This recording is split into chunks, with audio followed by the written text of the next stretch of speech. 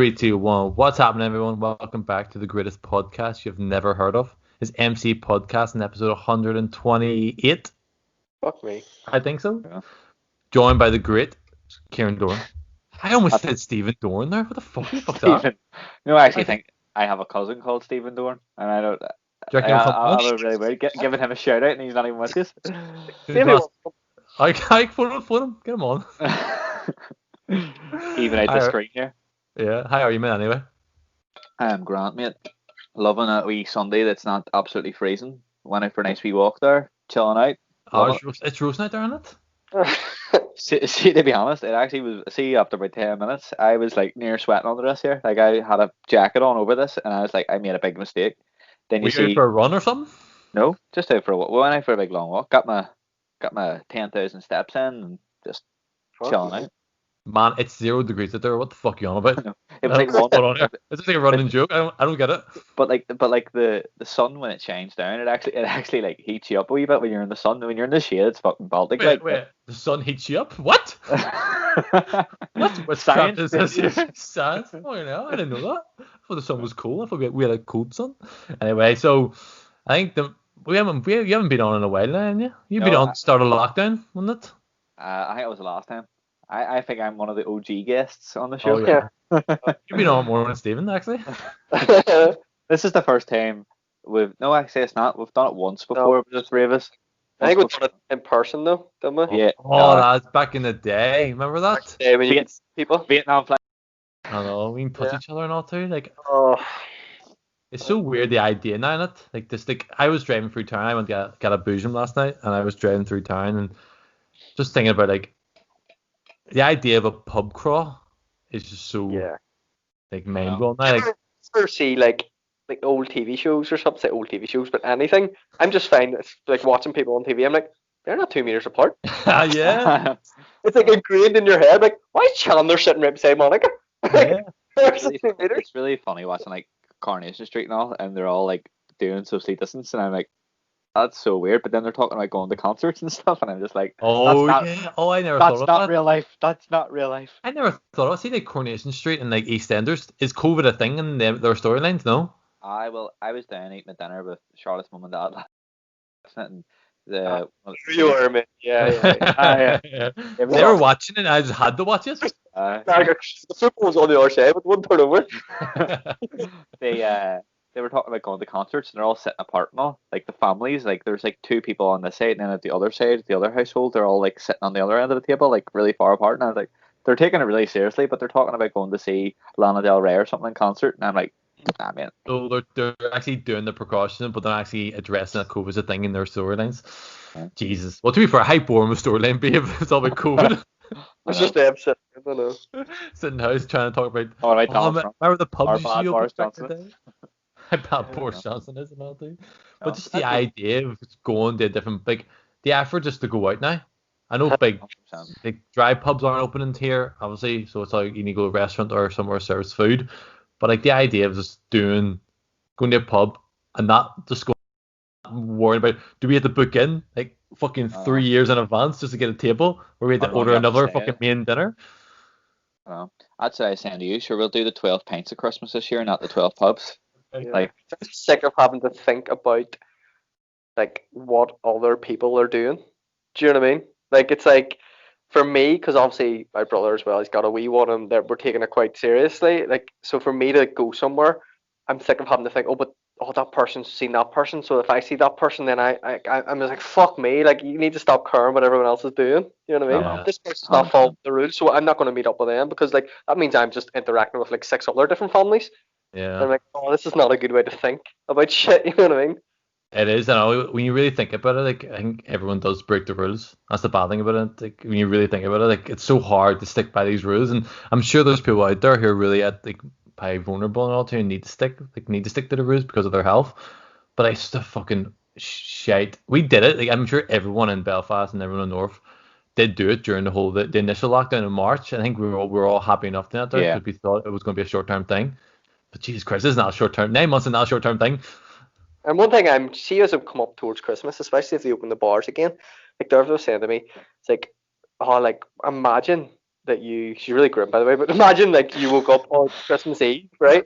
And this is what's going to happen to people. Like, people will get COVID up towards Christmas because people are still getting it. Like, imagine you woke up on Christmas Eve and say you couldn't smell. And you're like, oh fuck, I must have COVID. And you're like, I can now not go to my family on Christmas. Yeah. That could happen. That'd be devastating, like, wouldn't it? So you're just like, from now to then, I'm thinking, is it really worth me trying to mix just to get the couple of pints in with the lads, just in case? Because that could sacrifice my whole Christmas. And I'm like, I'm so sick of having to think this way. I know, but the good thing about it all, I think we need to fucking be a bit more optimistic here because Stephen is like the beacon, the beacon of negativity. I'm joking. Stephen's, I woke up Saturday morning, I'm working just as normal, so I get up Saturday morning. So Saturday's for me still a Saturday. I was just got up. Got a text from Stephen obviously about 6 a.m. because don't know why he's up so early. And I started like breakdown or something. I was like, oh, Stephen must have watched Star Wars, and he sent me a link of like the breakdown of the new episode. I'm happy days. I'm excited to watch this. Clicked into it. It was like the breakdown of how cinemas are all going to close. I'm like, hey, Stephen, that'd be so chirpy in the morning. Like, fucking hell. I just think that doesn't to it. But you not think, well, it's nice that Stephen thought that I might watch this video and get something out of it. Yeah, but you love all that shit. You love like any sort of negativity. Do you know the vaccine isn't actually working? Stephen, shut up. Are we joking? It's not working. It's a way to control us. They're going to put microchips in us here because they realize the phones can't control us anymore. But it's just like, but we do, and that's a good thing. It's just really shit because at Christmas it is a time, especially in us three, especially like. We do go out more often, don't we? We do see our friends more often. We do probably make the effort more often to see people, which we wouldn't really see throughout the year. And we're just so hell-bent on doing that. So we want the pubs open again. And when you think about it, it probably isn't right to open the pubs at Christmas. I want them to open, but I know that's probably not right that way. So, but again, the vaccine's coming. It's in the north now. My mum's getting it soon because she's a car worker. And my girlfriend, obviously, you know different. She's got a job in the hospital and she gets it when she starts as well. So it's like I know 2 people are directly going to get the vaccine. So I'm like, okay, that's so close to me now. I feel like it's on the verge of going back to normal. Maybe next summer we can have maybe concerts again. Maybe be able to travel without having the fucking wear mask on the flight. You know, I just feel like we can be optimistic now. We can see light at the end of the tunnel, which is good. 100%. I feel like what he called though, it could come to a point where maybe you're not allowed to travel unless you have the vaccine. And I really hope it doesn't get to that there because there's the had football fans back in stadiums at the weekend there, and I actually thought that was really good.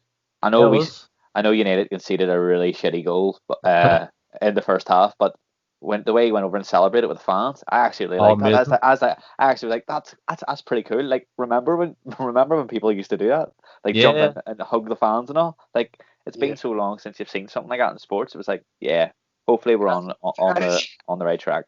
Yeah. I was thinking that too because every single time we seem to go play West Ham in a game, like remember we played them and it was their last game at the stadium, and I was like, we're just going to win this. I was like, they're obviously going to win their last game ever at that stadium, and I was like, right, so we're playing them the first time fans are ever going to come back in. We're not going to win this. I feel like Man United always played teams in the last game of their stadium. They may not do it away Hart Lane as well. It was their last game. Like, we're never going to win this game. Fuck off. They're not going to let us win the game. Football will not let us win this game. Because how unfair would that be? The last game at your actual stadium, you lose. So it seems to be Man United as well. But it's fucking class getting the fans back in. It was weird. I was watching Match of the Day this morning, and they're like, for the first time this season, it won't be with added fan noise. And that fucking the amount of it looks so empty. It still looks empty. You know, it still looks so weird. Yeah. But the amount of noise they can create is fucking class. No, it felt like just a normal game again. I was like, class. I actually felt like at some parts of the stadium it looked like quite. I know it was still empty, but it looked quite filled. You know what I mean? Like there was a lot of people around each other, and like I thought it looked like it had a good atmosphere with it. You know what I mean? It wasn't just like 2 people sitting here and then 10 rows away there's another 2 people. It was like literally like sort of close together enough. Like yeah. So speaking of the whole vaccine thing, you made a comment there about there's going to be. I reckon there will be countries, especially America, where you can't travel to America without the vaccine. I reckon that's going to be the case. And what's your opinion out there? I think I'm happy enough with that. I think countries have a right to do that. But what's your 2 opinions? Well, I sort of have having this discussion with Charlotte at the minute. She's a bit of a the vaccine, you don't know what's in it, and I'm like, well, you don't know what's in Oh, you don't know what's in a anti-vaxxer? paracetamol you have every morning. So Yeah. I'm sort of on the fence of I I I I know we don't know what's in it, but we don't know what's in anything, and they have the smartest people alive, the Working smartest on it? scientists like working on this. So surely they're going to take it, and it's Yeah. their product. Yeah. They'd feel confident enough in themselves to have it themselves. Why shouldn't I feel confident enough to have it? So It'd when you be say different. It'd be different if they created it and even they were like, nah, we're not taking this shit. we don't know what's in it, Would you made it? Uh, No, nah, shit. but like, so just think, yeah. see when you see like bodybuilders and all, like they shove all this shit into their bodies just Yeah. to get a bit of muscle. You know what I mean? So Yeah. that's the sort of mentality our sort of society has. You know what I mean? Like Yeah. they don't care what's in it as long as they get the results. So as long as Yeah. the result is being healthy, you know what I mean? Yeah. As long as we're going to be healthy and safe, like why not Mhm. just give it a chance? Exactly. See, Yeah. Right. for me, I don't think it's going to be necessary for everyone to take it. So, for example, like we know that, say they protected like the over 70s, the over 80s, the people who are mostly dying from this 60s, right? Yeah. And they were vaccinated, we would just get back to normal because the Yeah. reality is our body is more effective against COVID at our age than a vaccine. So like Yeah. that's why I don't think, and that's not to say like we could have something underlying that we don't know about and it could still kill you, but like that's why I don't think they will make people. And I think if you don't want to get a vaccine, then that's your choice. Like it's up to you. Then we don't need to care. You know what I mean? If you have Yeah. the Yeah. vaccine, then Yeah. that's not stopping me going to the pub then. You know Yeah. what I mean? So But like actually, the flu vaccine, most people don't take that, and that still mhm. kills a lot of people because we don't really need to take that. So I think Take COVID that. will be. Ah. Sorry. I'm gonna take that this morning and you just keep saying take that. It's in my head. But no, I do stand. I do agree with that there because once the people, if the vaccine's out there, but Yeah. it's vaccine's out there and you don't take it and you get sick, then that's kind of your fault then, isn't it? Then you can't expect the government to take care of you then. But then the bad thing or the good thing about our society, we have free healthcare. But if a lot of people don't take it and then it still causes strain in healthcare, do we not make it mandatory then? On say for people Maybe, over 70 and people with heart maybe conditions and for shit. people, maybe mandatory for people who really need it. I just don't really feel like you. This is obviously going to cost a lot of money, and I don't really think there's a big appetite for the government to rush to get 20-year-olds vaccinated. No, I reckon Oh. You know we're what I mean? us three in particular will be the last ones to get it. Yeah. Yeah, If we ever get it. yeah. I think we will only get it if countries do say you need it to travel.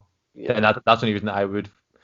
It's so weird because when I say that I feel like I don't want it. I do want it. I want it because if I have it, that means I can mix with people. Then that means I Yeah. can't get it, so I can go back to normal. Regardless if you two don't have it, I'll have it. That means I can go and fucking meet you Yeah. and not be worried about breaking the law. But again, if they say to me like you don't really need it because you're a 20-year-old healthy enough with no underlying conditions, I'm like happy days. I'll not take it. But then if I'm traveling to America, which I really want to do, and they say you need it to travel, then I'll force it. If that makes sense. Yeah. Yeah, that's fair. I don't really have it. Like, I don't really. I kind of agree with what you were saying, Kieran, about people that don't want to take it. It's just, I think people look at it and go, because they say it normally takes 10 years to get a vaccine and they've got this in 1 year, people get skeptical. But I think people just like doubting anything. Do you know what I mean? Yeah. Like, it does get to the stage where people just want to doubt anything. But then there are, like, this vaccine, they haven't tested it on. Obviously, you can't test it long term. I mean, if you've only started making it within 10 months of the coronavirus, then you do not know if it has a long term effect. Yeah. Because, and even like, on like they haven't tested on anyone who's pregnant. So I don't think they're going to recommend anyone who's pregnant to get it because Yeah, of obviously, if course. you're coming up for a trial to test a vaccine, you're not going to volunteer if you're pregnant. Do you know what I mean? They've Yeah. absolutely test on it. They're not going to go, I'm 6 months pregnant on this trial. 100 quid, happy days. So I don't know that. Then again, if they haven't tested it on like a large group of people, like someone who's pregnant, then can they make it mandatory? Yeah, I don't like pregnancy is a bit different though, isn't it? Because it's so much complications can happen. But the good thing about this vaccine, it's not like they developed it from scratch. It's using like the whole chemical Everything. Yeah. breakdown of SARS. So it's Yeah. already been developed and it's being trialed technically over 10 years now with SARS. What Yeah. year did SARS come out? Like 10 years ago. So they have done over 10 years. So technically, it doesn't have that. Obviously, it's altered a wee bit because it's not like most vaccines. We should get someone on that fucking actually knows their shit about this thing. I have no problem taking a vaccine like whatsoever. Yeah. But it's so weird, yeah. So I think this vaccine is slightly different because most vaccines, like say smallpox, etc., they inject you with a small case of it, like a small proportion of smallpox, and that allows your body to fight against if you ever got smallpox, you're prepared for it. Why this one, it's not. We're not getting injected with COVID, which most vaccines are meant to kind of do. But SARS wasn't that. That was like the first the breakthrough where they can actually develop a vaccine without actually injecting you with the disease or with the fucking whatever pathogen it actually is. So I think that's why it's slightly different. I reckon it is okay over 10 years, 10, 20 years because it was used during SARS and stuff. And during normal trials and stuff, it passed all them. The only reason why it took far quicker is because it was fucking prioritized. It was pushed through.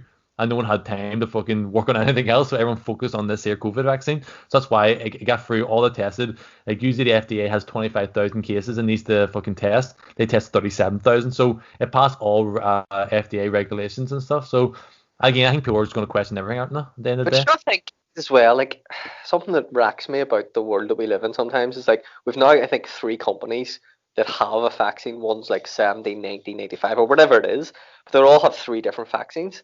But why don't you just tell every fucking scientific company in the world how you made that, and then we'll all just make this thing and just get rid of it? Money! Money! You know how to make this vaccine. There's probably 2 million other chemical companies that could also make this if you just give them their research, and then we could have this thing done and dusted, but they'll never do it. Yeah, they just fucking do it. They will do it over the next year or so, but the initial fucking influx of vaccinations is obviously going to be from a certain company, which the US or the UK are going to spend millions or close to billions of pounds on giving them for the research and stuff out there, and they've obviously fucking produced a shit ton of it, and they can actually deliver it to the people who need it and all too. But it's just really strange because I never really encountered a person who was an anti-vaxxer and anti-vaccinations until this case. And it's starting to make me rethink my friendship with these people. I'm like, what? I seen you fucking, don't mention names, but I seen you fucking taking fucking cocaine before, and you're okay taking that there. You didn't fucking ask your dealer here, excuse me, what's in this here? Where'd it come from? What's the macros in this here? No one does that. No one fucking questions like Coca-Cola. Like, oh, I drink Coke as well, but Coke's so bad for you. Using your phone is so bad for you. Like, the blue screen on your phone fucking fucks up your fucking chemicals in your brain that fucking help you sleep at night. No one cares about that. No. But when actually scientific, the smartest people in the world creating this fucking vaccination, I was like, but what did it? Okay, Susan from fucking Shankill, relax, you little fuck's sake. But it's weird, like this COVID situation, it's brought a lot of people together in a good way because we realize how important human contact actually is with each other and actually face-to-face interaction. And that's what we all miss. That's what humans need to fucking move forward. But it's brought a lot of fucking horrible shit to people, and a lot of people you're questioning. Like, I am not your friend anymore. I don't fucking like where you fucking. I don't like the way you think in life. You know what I mean? I know. It was just weird. Like when you think about it, like it's just like people just why. Okay, first of all, you don't have a fucking science degree or fucking medical degree to fucking question vaccinations or any sort of fucking drug or medical devices created. So why question it? I mean, why question it? Obviously, these are smart people. Obviously, why you question this thing? Why not question fucking something else? Yeah, but I just think it plays into any conspiracy theory. Do you know what I mean? You can always debunk conspiracy theory. Any conspiracy theory in the world, you can debunk by like, well, if you believe this, why do you not believe that? Yeah, but I think sometimes like I know me and you, Steve, are into conspiracy as well. Like, but the good conspiracy, like JFK, 9/11, no really interesting conspiracy theories and all too. They're overshadowed by these fucking bullshit like the flat Earth and all crap. It's like it almost devalues the actual importance of other conspiracies and good conspiracies. You know that way? Yeah. It's so frustrating. I don't really care what people believe, though. To be fair, I don't get too emotionally attached to what anyone believes. Like, fuck it. I might think you're an idiot, but you still might be a laugh to have a joke with. You know what I mean? But it's weird just to see, like, I still know these people existed. Like, I didn't know it was a thing. Like the whole I might be wrong here, but there's like a whole theory or a conspiracy that vaccinations cause autism. the person who developed that theory, his paper was retracted and he lost his medical license. So the theory on which that is based on was actually retracted, and the guy lost his medical license because he talks shite. He lied about everything, but people believe it. You know what I mean? I'm like, and then people are like, oh, you're a conspiracy. You believe fucking 9/11? What? Seriously? Oh, you believe in fucking anti-vaxxers? Like, or fucking vaccinations cause autism? Like, they're not the same. Come on. There's more fucking shit going on, and like crazy shit going on in 9/11 than fucking vaccinations. Like, come on, like, give me that at least. No. Yeah. No, people just love the biz. Yeah, something to talk about, really. Yeah. It's an awful lot of things that they don't fully understand. You know what I mean? That's good. Yeah. The thing is, as well, But I actually feel like Belfast is understand a lot of on a good. What do you say? You are I talking fully at the same time. something like, I know it's very hard to know when someone stopped and someone hasn't. Go ahead, Stephen. You first. Said like as you say, you're saying, like people just like to talk about things they don't understand. Like I'll be honest, most things in my life I don't understand. Yeah. Most things I haven't got a clue about. Like, and I'll watch some really smart guy talk about it and go, he must be right, and then I'll watch some other really smart guy debunking him, going, I don't know what to believe now. But fucking like, or talk about things, but into question things you don't know, and like think that your opinion is stronger than the fucking consensus. Not way. Like people don't even believe global warming's a thing, or they believe that the environment needs saved. They go, well, I mean, not no. 99% of the scientists believe that. That's enough to say you're fucking wrong. Fucking, you know what I mean? Like, No, 100%, 100%. No, but I feel like the way like the likes of over here has adjusted to it. Like when we were open there, I felt like that we have adjusted to a sort of almost a lifestyle that you could have sustained for a while. Before that, their lockdown came in, because I've been to bars, and I actually, see, to be honest, I hated bars. I've got to a point where I'm really grumpy when I go out now, and I just love the fact that it's table service. You go to a bar, it's table service. You get served. I meant to go to a show next week on the 17th, whenever that is, and it's table service. It's a comedy show. You get your food served to you. You get your drink served to you all night. And I was like, why couldn't we just be like this. continue on with that until we are at this point where the vaccine takes on? But then you bring in these lockdowns, and it sort of almost sets society back, because there's more like, not to go, I'm not one to go on and on about the whole mental health thing, but it is an issue. You know what I mean? Like, I struggle to be a bit adjusting to it. Everyone struggles a little bit differently. But I feel like the society we were sort of building ourselves up to before that lockdown was sort of, so, like, it was livable. It was manageable. You were able to go to town. You were able to use the one-way systems. You were able to go to restaurants and sort of maybe have a screen between you and still sort of enjoy an element of something. Yeah, you know I think the issue with putting us back into lockdown, you start to think back and go, were we ever out of lockdown? Do you know what I mean? Yeah.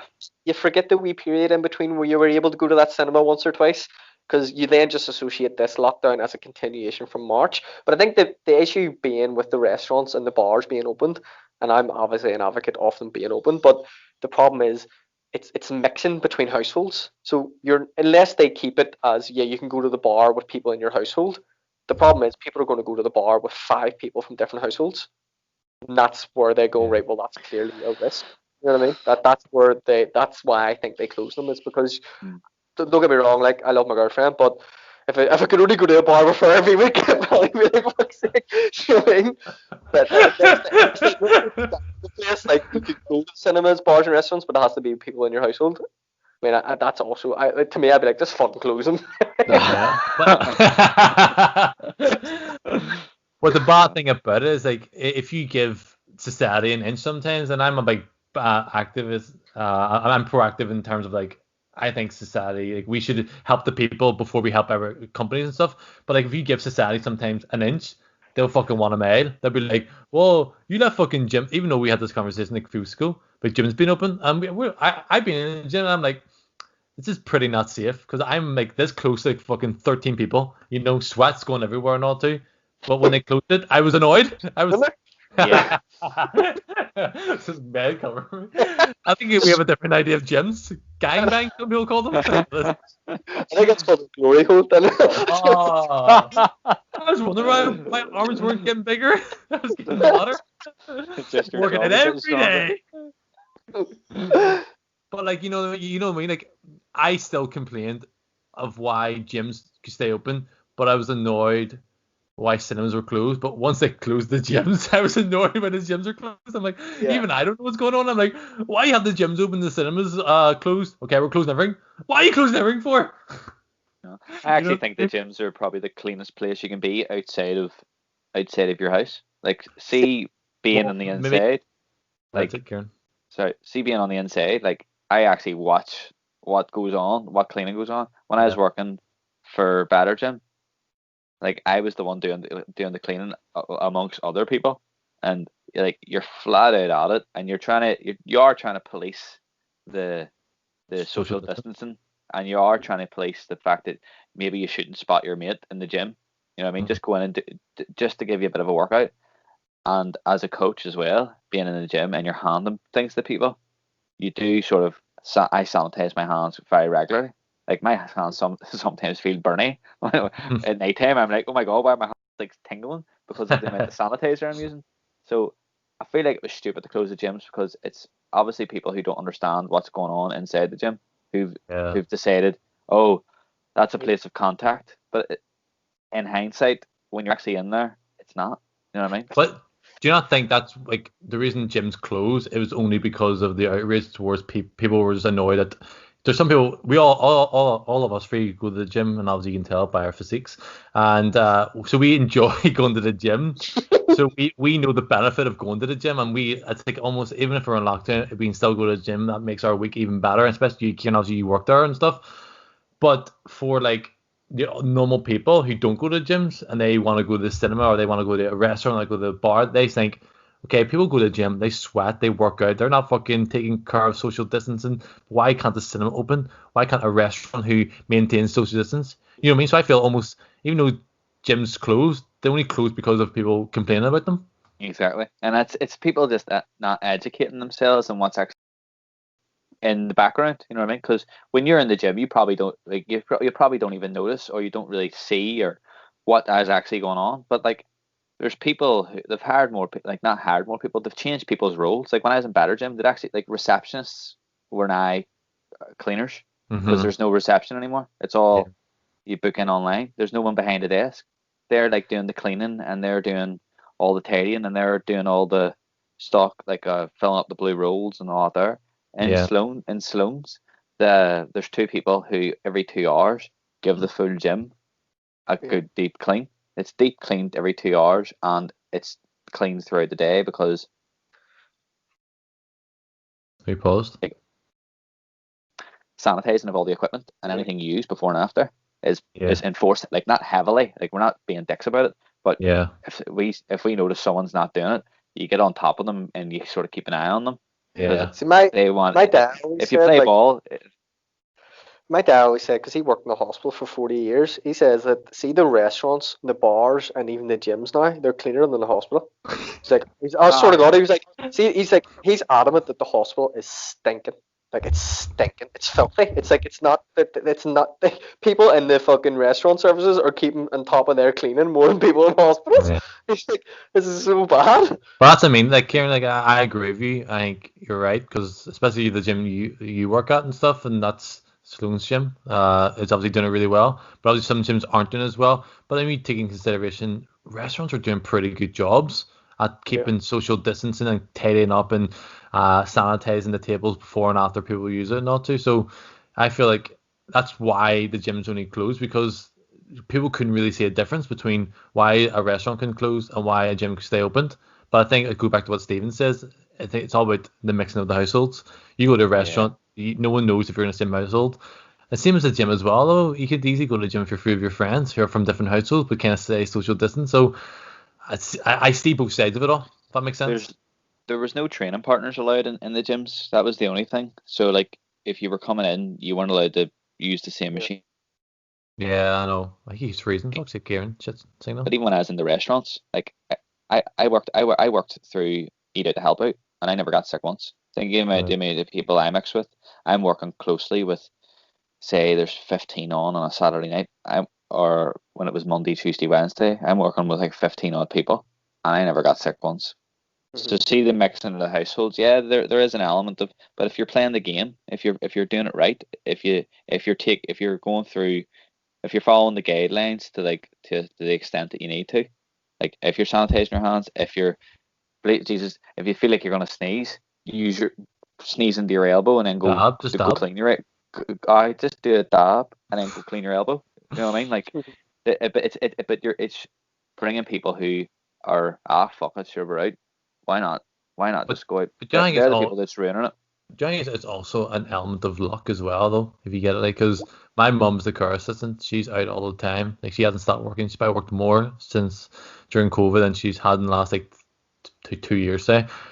Like, I worked still. Obviously, I was working from home a lot, but I still went into the lab and did some the 2 days in. My girlfriend worked in Liverpool shop. She fucking worked like 5 days anyway a week. You know what I mean? So she worked, I worked, my mum worked, and not one of us all got it. I don't think it's about, like, people say, oh, you always did I stick to the guidelines? I don't think I did. I'm pretty sure I mixed a lot when we probably shouldn't have. I see my brothers for walks, so probably went to my mum and dad's house when I shouldn't have, but we didn't get it. So part of me is like, it is just luck sometimes, isn't it? Sometimes if you're exposed to someone who had COVID and you didn't know, that's not your fault. You know what I mean? If you walk past someone in the fucking shop who fucking sneezes on their hand and then clean their hand, touched your fucking like that's what it's like. It's like you can get it. Just because you get it doesn't mean you fucked up. It means you were just unlucky to get it, catch it. That's it as well. You know what I mean? But it's the people who are catching it. And they're like, oh, they mix with these households, they'll have to isolate. My brother was up at Portrush before the lockdown with his friend, and like it was like a double date. His girlfriend and his friend's girlfriend went with them, and Connor never tested positive. Like, cheers. His friend tested positive. He was with him all weekend, never tested positive. Connor's girlfriend and his girlfriend, I think his girlfriend had it, and then Connor's girlfriend got it later on, like a couple of weeks later from somebody else. But Connor never tested positive, never had any symptoms, no nothing. So it's you can strange. You can be around people who have it and still not get it. Like, not get it yourself. I get that my may work. be luck as well. Like, but exactly, a guy at my work, his dad had it really early on, and he lived them, and then he went and got the antibodies test like a few months after, and he's never had COVID, but he lived with his dad for the whole time he had it, and his dad didn't know he had it at the time, so they were still like hugging each other and shit. And again, I bring that up in the sense that we still don't know how this actually works, and that sometimes it is just luck. But then people that third conversation fuels the people who don't believe in COVID that way. But like, well, there you go, your guy in your work didn't get it. He lived with his dad. It mustn't be real. It's like, it still is real. You just don't know. It's like real, like, so people, for God's sake. Well, the people with the flu. How many times? Like there's one Christmas in my house, everyone had the flu, but my dad didn't get it. My mum had to call the doctor on Christmas Day for us because we had the flu years ago. But my dad was fine. Like, it's like, doesn't mean the flu's not real. It just means you just didn't get it. It's just everyone's immune system is different. Like, you know what I mean? Like, we could be exposed to we could have already had it and not known. Like, it's just amazing to find out, wouldn't it? Just the way it goes. Like, but again, I think we think about it in wrong terms sometimes. Like, we think about it from us, like, oh, we haven't got it, but it's not really. None of this is about us. Oh, exactly. This is all about people who are older. This is about your mum and dad and my mum and dad. It's just the way it is. So it's like, I know if my dad got that, he'd probably struggle. Mm-hmm. So it's like, why would I? Like, that's what I'm trying to think of between now and Christmas. I'm like, I know I'm spending Christmas Eve, Christmas Day, and Boxing Day with my mum and dad. Am I going to be a dick and go, well, I haven't been out in ages, so I really want to go out and do all this here shit? And like, and if say people who want to go and do it. Like, I don't give a shit. I do not care what other people do. But from my perspective, I'm going to go, I'm just not going to take that risk. I'm just going to go, do you know what? This year, Christmas is going to be a bit different. I'm not going to go out and do the bar crawls. For people who want to, fucking go for it. Like, if they're open, go for it. Do whatever you want to do. But from my perspective, I'm going to go, it's not worth it for me. Yeah. You know what I mean? No, you're right. I think I had that. Like, I had that conversation with my mum about it and all too, and saying they're like, do you want us to come to the house? Can I still call the house and see her? And she says, well, I work every day. I go out to all these households, so I'm the one who's at risk. I'm the one who's like, she's more chance of catching than I do because she's out like 6 different households every single day, doing care homes. So she's like, I want you to come to the house because I want normality. I want Saturday to be fucking as fucked up as it is, but I want to come back to my house and see my kids and be okay and not sit in a garden fucking 6 feet away and have a conversation. I want to sit in the house and have a drink and just relax. So I've had this conversation with my mum, and my mum is okay with that. That's why for me, I'm like, I feel okay going to my mum and dad's house because in that sense they're more at risk for them than what I am, because I work 2 days a week, but I work in a lab with 3 people and we're all like fucking like 10 meters away from each or 10 feet away from each other anyway. So even though my biggest risk is probably through my mum or going to Tesco or some shit. See, I agree. See, I had the same similar conversation with like my mum and dad, and I'm also have to take into account Derva's family, because obviously I'm gonna see them in the lead up to Christmas, and then I'm gonna see my parents. So like I need to balance that as well. And Yeah. like for my mum and dad, they're like, yeah, of course, like our plan is for you to come here on Christmas Day, but like for their perspective, they would rather, because they're both isolated. Like Mm. they're both isolated because they're seeing Cullen, so they're not going anywhere. My mum and dad haven't went anywhere in ages. I would feel that I would be taking the piss a bit if I mix with too many people and Yeah. then went to their house. They would expect me to at least take 5 days isolating Yeah. before going to their house. Like just, and to me, it's like it's a bit of respect to them because it's their Christmas and it's their risk. So I'm just gonna go. Like I think every family just need to have a conversation and do it the way that you all feel comfortable doing it. And Yeah, this is like exactly. what my Especially best. when there's a kid at Cullen's age. I think Yeah, that makes it even worse because his immune system is so up the left and probably hasn't really fully developed yet. You don't want to, even a cold could actually affect a kid at that age. So, especially COVID, like you don't even want to think that there. I don't even want to talk about that there, the idea of him getting it. So, if yeah. that even increases by 1% or 2%, you don't even want to take that risk. And my sister's boyfriend is diabetic, so he's high risk. So it's Oh, like right. we all kind of go, right. So the way I'm going to work it this year is I'm going to see, like, Derville will go to her mum on Christmas Eve, and she'll see her mum Christmas Eve, Christmas Day. But 5 days, like before she does that, like I'm going to see her family 5 days before Christmas Eve, and then me and Derville are both not going to see her family, and then I'm going to go to see my family on Christmas Eve, and she'll go into her family, and then whenever I see Derville again on Boxing Day, we're not going to see anyone for like a week. Does that So, make sense? so So confusing. I'm gonna go. So, I'm gonna go 5 days where am I going without. though? I'm Like, gonna go 5 days in between each family, basically. yeah. No, that makes sense. As you say, conversation with your family and don't force your parents to fucking not self-isolate if they don't want to. If they want to fucking see people, then I mean, fair dues. I think Exactly. keep And that also, don't be the guy that's like, all these people are going to the bars. They not care about their own families. Like, just shut the fuck up. Like, do you know yeah, what I mean? Just leave people alone. Like, that's my. exactly. Just like people will just leave people alone. Like, Before you really question people, you got to realize that going to Tesco is just as high risk as going anywhere. So, and Is that again, not the worst place to go at the minute? Is that not yeah, like that are schools. So I think Raw is school now. So, but you mean like it's like before you question someone who's going to go to a bar with their mate. I mean, going to Tesco and your kid going to school is just as is the worst. Even though they're essential, and I think they should stay open. But again, they're the worst. But here, before we go here, let's talk about Ciaran Doran for a second here. Fuck's sake, he's been on the podcast. But I talked to him. Why we fucking talk to him, Stephen? You're talking too much, Stephen, yet again. I'll shut up. Yeah, no, Ciaran. So you started this Instagram page a while back, something different. I think it was called Newbie Fitness, but now you've changed it all now. Now it's you're proper you're taking clientele now. You're fucking yeah, so, proper PT and Ciaran. yeah. So when I was back doing the fitness instructor role, it was more just taking classes and stuff like that there. So I wasn't able to take sessions 1-to-1. I wasn't allowed to be a PT. Then at the start of this year, so I had one exam to go, and I just put it off for about 2 years. And I started that newbie coaching or whatever it was called. I can't even remember anymore. It was embarrassing because it had a picture of a bumblebee, and it was just it was so cringy. It's cool, yeah, like that. But the content was still pretty good on it, so I sort of thought I would maybe just rebrand it a wee bit. Yeah. So changed it, called it Coach Ciaran. Sort of kept a bit of a color scheme for a while there, the yellow and black, and just kept adding on to the content that I already had.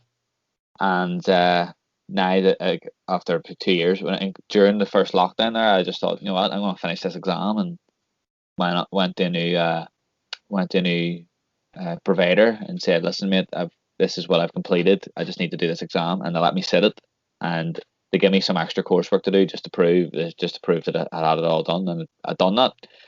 When we come into lockdown, I got a job working in Sloan's, like we've talked about already. Yeah, And Sloan's Gym, that's in the Belfast City Centre. What street's that on again? I always forget. Chapel Lane. Yeah, So, that's just near Kelly's cellar and all. right beside Kelly's. Love it. Perfect. Go to the gym, go to a bar whenever it That's opens. it. Whenever it opens. Whenever it reopens. But Yeah, so literally it started out as like an advice page. Now I'm putting content up, and like people are reaching out, asking me questions, and it's fun. Like I like it. I like being not challenged all the time, but I like being asked questions that are sort of a wee bit more complex. And then I like the fact that I done a wee bit of a mentorship with a coach, and then if I have any questions I'm not unsure of, I know that I can get the answer from him.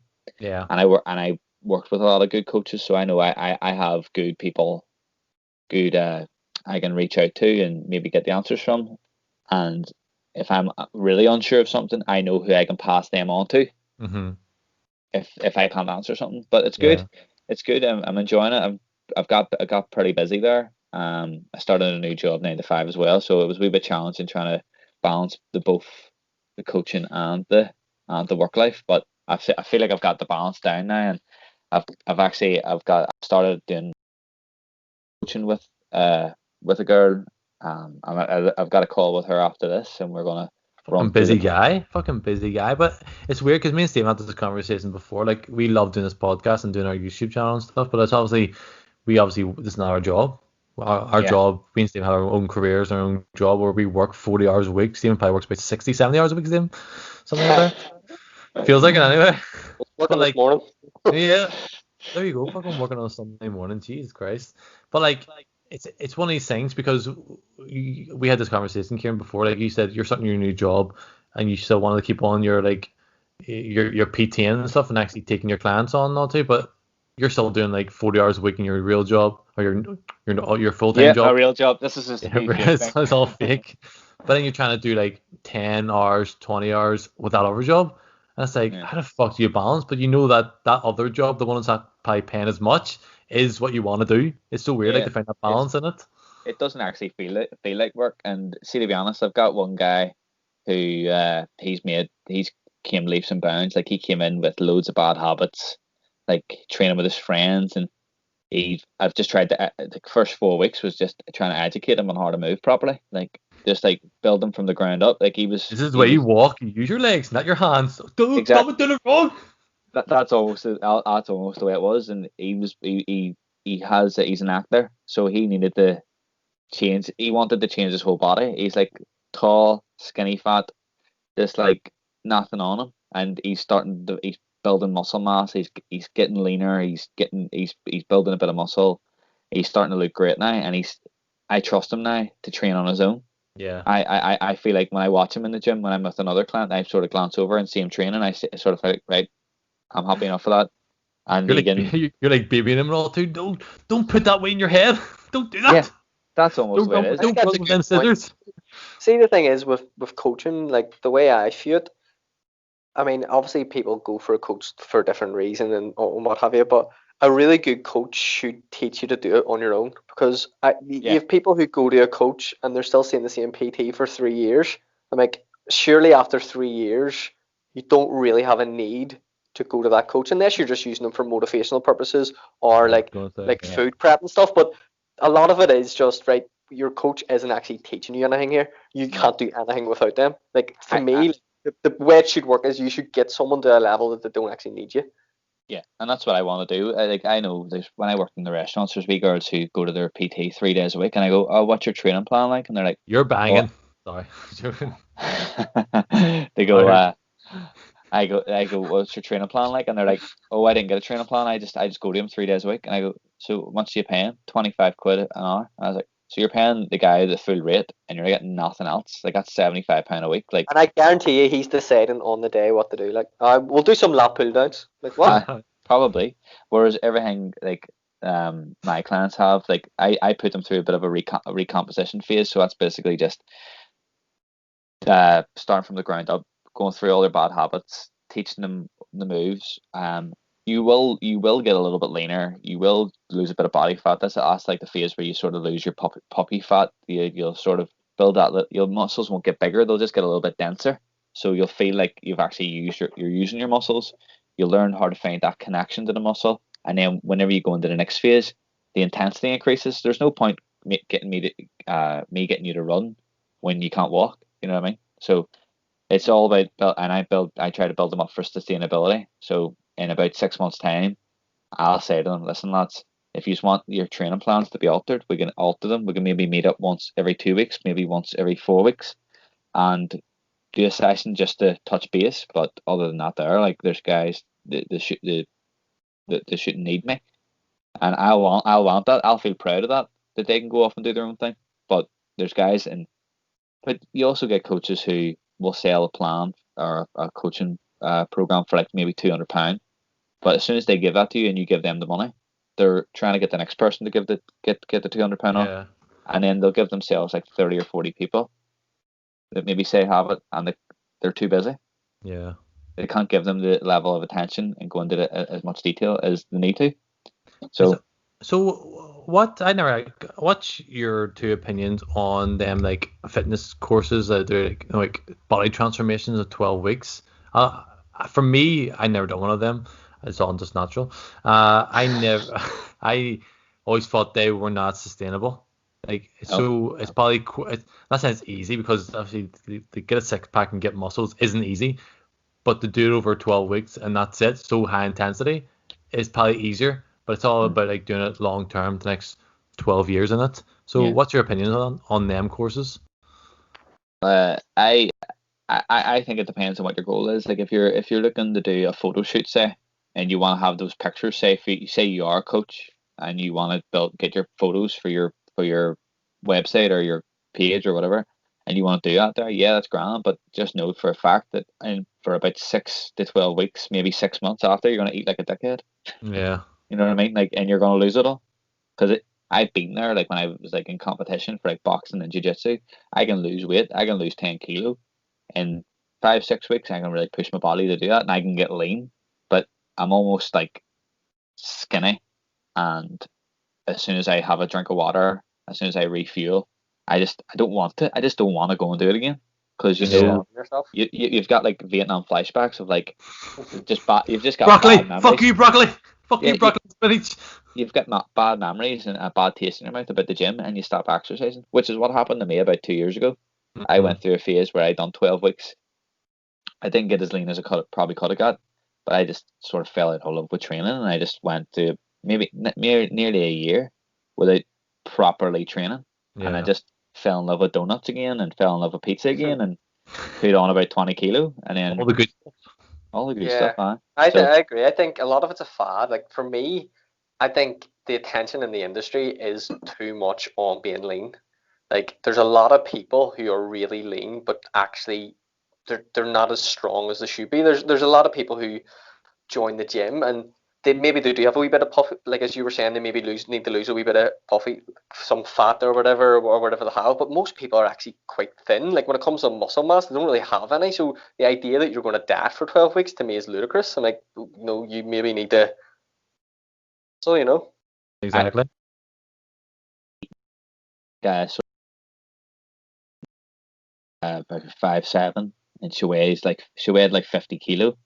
Or 52 kilo or something, and it's just really, really thin. So her goal was to actually eat more, and I was like, I'm actually enjoying getting her thing. But but she was only eating like, she was telling me what she was eating for her lunch and all. I was like, Jesus, that's definitely not enough. No wonder you're falling asleep at 9 o'clock every night.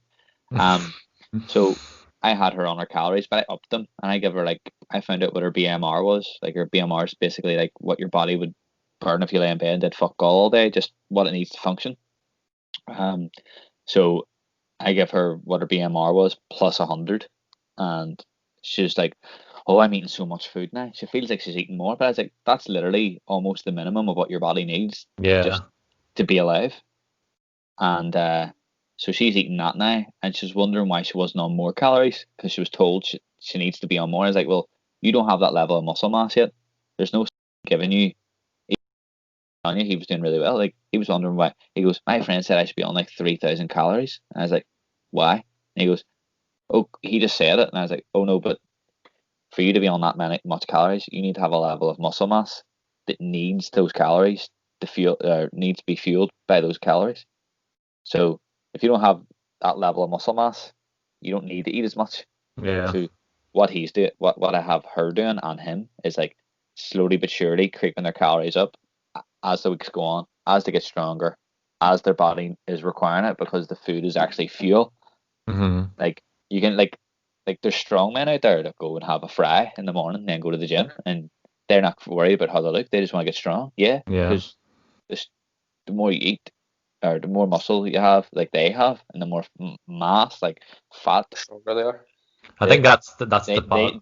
they need all those calories to fuel that. You know what I mean? Yeah. I think that's a bad thing about the whole fitness phase and all too, and a lot of people go through, and we all go through it eventually and all too, and people stick with it, and people drop off. The most important thing is obviously your nutrition and actually food. You know, you can go to the gym and lift weights and all too, which is fucking really good for you and all too. It's good for your body, your muscle mass and stuff, and all, stay healthy and stay agile and shit in terms of like doing better cardio and all too. But what's actually the most important thing that I've discovered over time is just try to eat as well as you can. You know what I mean? Of course you're gonna fucking eat a donut now and again. Of course you're gonna have a fucking bottle of wine one night or two or three or seven. I will have a problem. But you know, it's more about that there than actually fucking the gym sometimes. You know, the gym is so important, but a lot of people forget that. People go fucking full whack in the gym, do fucking glory muscles, do fucking arm curls and fucking leg curls and fucking loads of curls and shit, and just fucking don't give a shit what they eat and all too. And it's like, yeah, you're gonna look good, probably. You're gonna have a bit of a six pack, you're gonna have a bit of a chest and all too. You're fucking dead inside though. You're gonna fucking be still, you're still gonna 100%. be unhealthy. You know? Yeah, and I do think that the industry itself is so catered towards bodybuilding and people who are on steroids and all these people that do these mad things. And 99.9% of the people who will ever use a gym has no actual desire to ever step on a stage. So maybe you should stop training like the people who are stepping on a stage. Yeah. Like You you said it. should, You said it. just like if you just get a decent training plan, stick to it, and eat properly. All you're really trying to do here is improve your life. Mm-hmm. Stop thinking that you want to look like Ronnie Coleman. Like it's just nonsense. Like it's nonsense. Most of it's nonsense. You do not need to spend half an hour training your calves, for example, if you don't know how to squat or deadlift or bench. Like you see people like young kids in the gym doing wrist curls, and I'm like, but you're skinny all over. I've never seen you touch a barbell. Like why are you in here doing a wrist curl? Like stuff like this here. It's like, but that's all the industry, because they see like one time Ronnie Coleman was on a wrist curl. I'm like, yeah, but he only started doing wrist curls after he already hit like a 400-pound squat. Yeah. You know what I mean? It's mad. It's just the industry itself eats itself alive, I think. I know. Like I feel like it depends on what you really want to do. Like I'd say if you give yourself a year to learn a new skill, like say like Stephen, your plan, you sent me a glimpse of that there a couple of weeks back, or maybe a month or two ago, and I was like, that actually looks pretty fun. Like you have to feel like it's gonna be fun, because you're like say me when I went into jiu-jitsu, like that's a new skill. I didn't give myself I wanted to give myself like a good year to learn it. Like before I was like I wouldn't have wanted any promotions in that first year, because there's so many good people that are good at it. It's the same with weightlifting or boxing or whatever sport you want to do.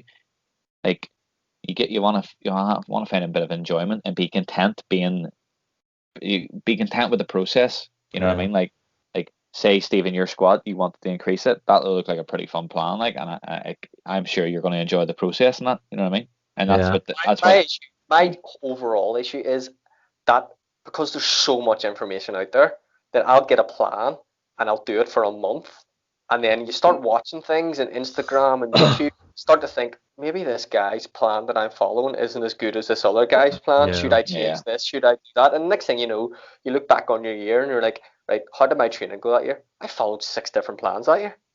And you're kind of like, I'm lost. Yeah. Like you just feel lost. I'm like, I don't know what this is. It's you forget the importance of goals. Like it's good to have like main goals that you want to improve your health, but that goal is going to be like ongoing throughout your life. It's all setting smaller goals in it to reach, and that's the good thing about it. Because sometimes I set weak goals for myself, but then as you said, Stephen, after a month you change them goals already. Because you're like, oh fuck, them goals weren't right. It's these goals I need to go for, and after a month I think, no, it's these goals I need to work. Like then you look back after a year, like I set myself like 6 different targets, didn't achieve any of them. And I still am where I was this time last year. You know what I mean? It's like almost like staying true to them fucking goals, and just like regardless if you fucking lose faith, just stick by them. Do easy achievable goals to an overall goal, and I think overall that's my target. biggest issue. I've never, when it comes to the gym, for 6 months I'll go, I just want to get stronger. I don't care what I look like. I just want my deadlift, bench, and squat to get bigger. And then I go, fuck, I'm now 14.5 stone. Yeah. Shit. I need to get leaner here. I need to get leaner. And then I get down, I'm like, I'm 12.5 stone. I need my squat, bench, and deadlift's terrible now, and I'm going. Then you go to like someone's online thing, right? What's your goals? What do you want to do? I'm like, I have no idea.